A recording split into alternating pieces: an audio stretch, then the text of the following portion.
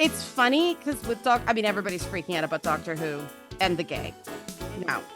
And one, that is putting people's own politics over show lore.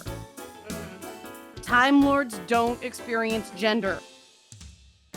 The time Doctor Who has not just been one woman.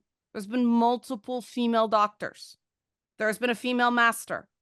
They regenerate. Gender doesn't mean the same thing to them. So the idea of homosexuality, you can't really apply to Time Lords. No. That's putting your own politics as a viewer onto the work. But also, I've been rewatching the Tennant stuff. Mm-hmm. And there's a gay moment with Shakespeare. Yeah. He comments on the early Olympic athletes. We all know what that means. I mean, when Donna Noble says in the Christmas special, the gay was just always below the surface, she was actually being subtle there. That they were doing, they were doing that stuff way, way before now. Yes. I will say, Russell T Davies was more subtle about it than Moffat. Well, Moffat is an example of a guy who does politicize his stuff. Yeah, well, Moffat also just isn't actually a good writer.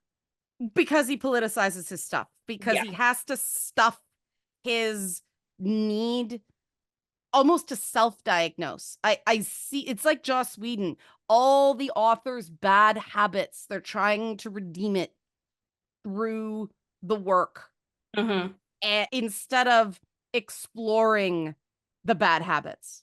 Yeah. I mean, I do comedy, so but Doctor Who is really a comedy.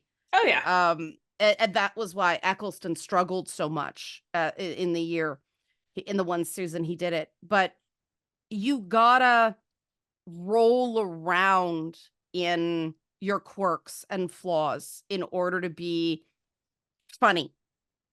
Yeah. And I mean, David Tennant is so good at that. That's why he was such a great Doctor Who. You need a humility that Moffat just doesn't have. And I mean, it's funny because the exact same people who scream about politicizing media had no problem with Moffat's Sherlock being a high-functioning sociopath. I mean, that show went way off the rails. That show was so political. Oh yeah. And because it was political in a way that confirmed things for a certain type of viewer, they can see it. But it was beating me about the head constantly. I couldn't. The same way I felt with Wicked the book. Which is why it's so funny that it got turned into a musical, because you can't be smart in a musical. I mean, that's one of those cases where the adaptation is so much better than the book itself. Well, because in musicals, I'm stealing this from Mary Jest when he talks about opera. The songs in a musical are the point where a character is so overwhelmed by emotion that you can't talk; you have to sing it. And it got away from Wicked. The book was literally the author transposing dinner party conversations he'd had with his friends and structured a fan fiction of the Wizard of Oz around it. Oh God. It's in the, I don't know if it's the forward or the afterword of the reprint. He flat out says this is what it was. That explains it. Actually, what I did read, that explains. Yeah, it's not good.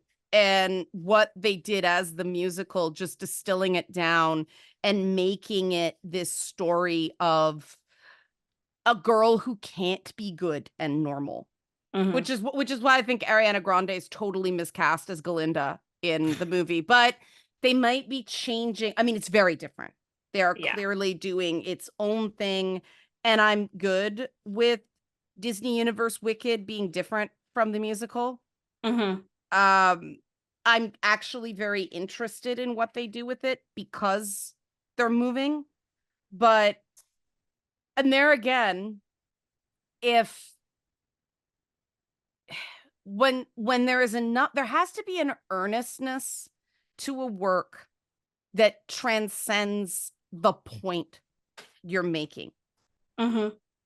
And I do think I see a lot of authors interested in winning awards and being seen as smart. And I used to be like that. I think of myself when I was 19, 20, 21 years old in TV and having to be important and relevant and all that stuff. And I kind of cringe at it now. This is why 19, 20, 21-year-olds shouldn't be in charge. Mm-hmm. And I got my ass kicked, and it was good for me. Yeah. Because instead of being allowed to just spew, make me acceptable, make me centered, damn it, I actually had to fight to get my ideas on screen. Yeah.